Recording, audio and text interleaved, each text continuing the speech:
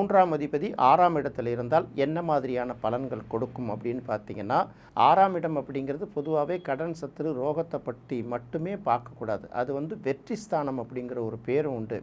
3ஆம் இடத்துக்கு கீர்த்தி ஸ்தானம் அப்படிங்கிற ஒரு பேரும் உண்டு. 3ஆம் அதிபதி 6ஆம் இடத்துல சஞ்சரிக்கும் போதோ அல்ல அங்கே இருக்கும்போதோ பார்த்தீங்கன்னா, அவர்கள் எல்லா வகைகளையும் அடுத்தவர்களை அச்சுறுத்தக்கூடிய அளவுக்கு உடல் வலிமை, மன வலிமை, பொருளாதார வலிமை, இந்த மாதிரி சில விஷயங்களில் வலிமையாக இருப்பாங்க. அவர்கள்கிட்ட யார் மோதினாலும் ஆவேசமாக சண்டையிட்டு அவர்களை வீழ்ச்சி அடைய செய்கிற அளவுக்கு இவங்களுக்கு அந்த வலிமை இருக்கும்.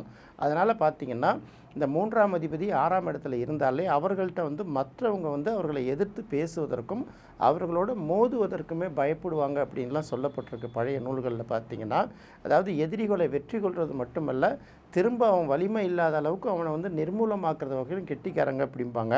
இந்த இடத்துல போட்டி, பந்தயம், சண்டைங்கிறத நம்ம போர்லாம் இப்போ நடக்க போகிறது இல்லை இல்லையா?